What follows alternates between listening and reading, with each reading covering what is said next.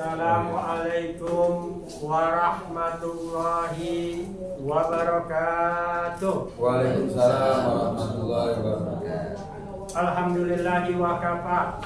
Wassalatu wassalamu ala sayyidina Muhammadinil Mustafa wa ala alihi wa sahbihi ahli sidqi wal wafa amma ba'du. Qala Allah ta'ala fil Qur'anil Karim wa huwa asdaqul qailin.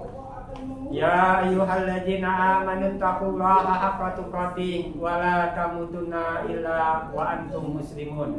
Wa qala ta'ala aidan wa la nabluwannakum bisyai'in minal khaufi wal ju'i wa naqsin minal amwal wal anfusi wa basyiris sabirin. Sadaqallah wa sadaqa Rasulullah sallallahu alaihi wasallam. Ma'asyiral hadirin wal hadirat serta pemirsa channel Arisalah TV dimanapun berada. Marilah pertama-tama kita panjatkan puja dan puji syukur kehadirat Allah Subhanahu wa Ta'ala yang telah melimpahkan berbagai macam nikmatnya kepada kita. Di antaranya adalah karunia nikmat iman dan Islam serta nikmat waktu dan kesempatan, sehingga pada sore hari ini kita dapat ikut menghadiri dan mengikuti acara kultum di channel TV Arisalah. Mudah-mudahan kita mendapatkan balasan pahala dari Allah Subhanahu wa Ta'ala.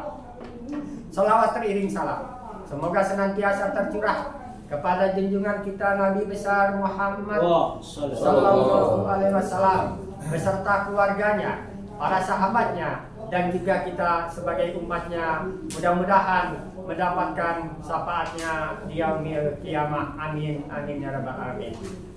Hadirin wal hadirat serta pemirsa channel TV Arisalah dimanapun berada, sebagaimana sama-sama kita ketahui bahwa Allah Subhanahu wa Ta'ala menciptakan segala sesuatunya dengan berpasang-pasangan.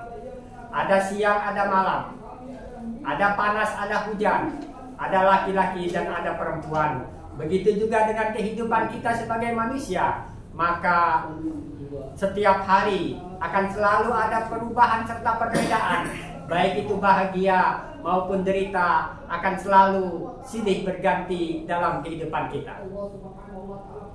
Sebagaimana juga sama-sama kita telah ketahui bahwa Allah Subhanahu wa Ta'ala menerangkan di dalam surat Al-Baqarah ayat 155 bahwa kita semua pasti akan diuji oleh Allah Subhanahu wa Ta'ala dengan sedikit rasa ketakutan, rasa kekurangan harta, kekurangan jiwa, kekurangan buah-buahan, serta di akhir ayat ini Allah memberikan sebuah kabar gembira, yaitu berikanlah kabar gembira buat orang-orang yang sabar.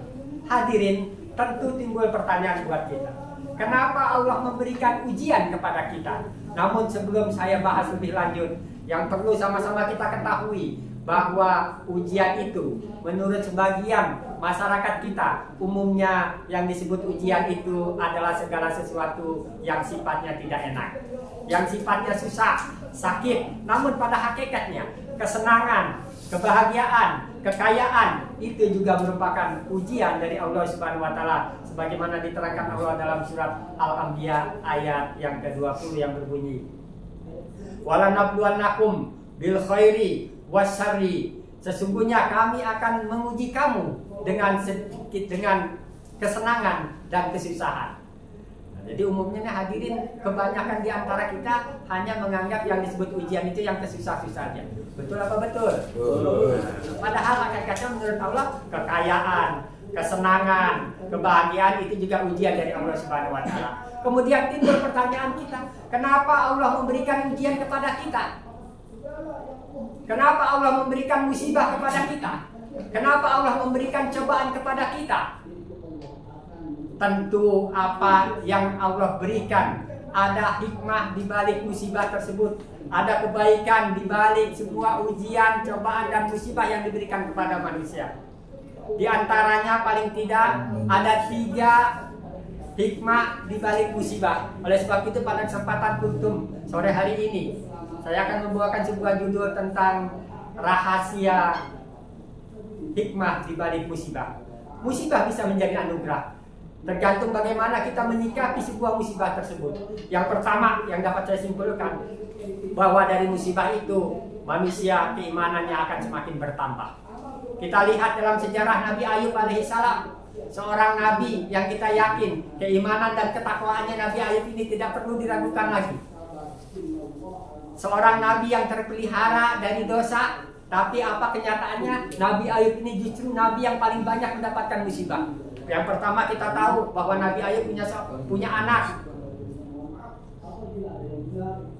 punya kekayaan, punya harta benda, dan Nabi Ayub ini salah satu nabi yang paling kaya. Namun kekayaan Nabi Ayub tidak menyebabkan Nabi Ayub ini menjadi lupa kepada Allah. Justru dia semakin rajin beribadah, semakin rajin bersedekah, semakin rajin berjuang di jalan Allah. Inilah yang menyebabkan iblis atau setan menjadi iri atau hasad kepada Nabi Ayub. Setan ini minta izin, ya Allah, Nabi Ayub itu rajin sholat karena dia diberikan kekayaan oleh Engkau. Coba kalau saya musnahkan kekayaannya, dia tidak akan lagi menyembah kepadamu. Maka diizinkan oleh Allah. Iblis mengganggu Nabi Ayub yang pertama, anak-anak Nabi Iblis diwafatkan semuanya. Apa yang diucapkan oleh Nabi Ayub? Innalillahi wa inna ilaihi raji'un. Yang kedua, setelah anak-anaknya diwafatkan, Nabi Ayub tetap beribadah kepada Allah. Maka setan ini menghancurkan harta kekayaan, yaitu kebun-kebun dari Nabi Ayub. Musnah, terbakar dalam satu malam. Apa yang dikatakan Nabi Ayub? Nabi Ayub mengucapkan innalillahi wa inna ilaihi raji'un. Kemudian Nabi Ayub tetap beribadah kepada Allah. Sampai pada akhirnya setan ini menggoda lagi dengan diberikannya penyakit oleh Nabi Ayub ini. Penyakit yang sangat parah, sulit untuk disembuhkan. Harta kekayaannya habis, anaknya meninggal. Sampai pada puncaknya istrinya Nabi Ayub meninggalkan suaminya Nabi Ayub sendirian. Sampai Allah Subhanahu wa Ta'ala pada titik puncak ujiannya, Nabi Ayub ini diberikan mukjizat oleh Allah sehingga kembali sehat, sembuh sebagaimana sedia kalanya. Allah kembalikan semua yang hilang. Ini salah satu contoh Nabi yang diuji oleh Allah Subhanahu wa Ta'ala tapi tidak berubah keimanannya kepada Allah Subhanahu wa Ta'ala. Yang dapat kita simpulkan dari kisah Nabi Ayub ini, kita sebagai manusia yang beriman kepada Allah, ketika mendapatkan ujian, terutama ujian berupa kesulitan, jangan sampai sekali-kali menyebabkan kita jauh dari Allah. Satu yang saya berikan sebuah pendapat, hadapilah ujian itu dengan iman kita kepada Allah Subhanahu wa Ta'ala. Apabila kita hadapi dengan keimanan, maka ujian itu akan menjadi sebuah kebaikan bagi kehidupan kita di dunia dan di akhirat. Itu saja yang dapat saya sampaikan. Terima kasih atas segala perhatiannya. Wallahul muwaffiq ila aqwamit thoriq. Wassalamualaikum warahmatullahi wabarakatuh. Waalaikumsalam.